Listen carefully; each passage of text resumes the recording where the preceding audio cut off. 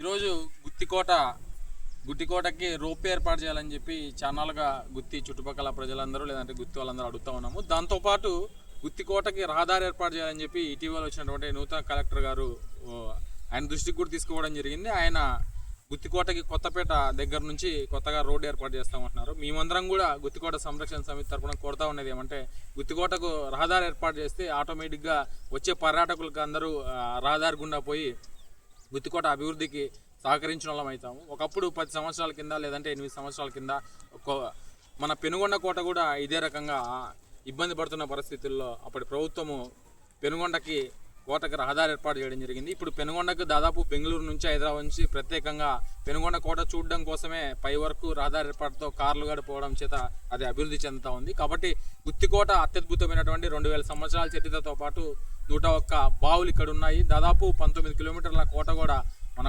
గుత్తికోటకు సొంతము. ఇటువంటి పురాతనమైనటువంటి కోటగోడని అభివృద్ధి చేయాలని చెప్పి మనం కోరుతా ఉన్నాము. దాంతోపాటు ఈ కోటగోడకి కనీస మౌలిక వసతులు కూడా ఏర్పాటు చేయలేని పరిస్థితుల్లో ఇప్పటి ప్రభుత్వాలు ఉన్నాయి.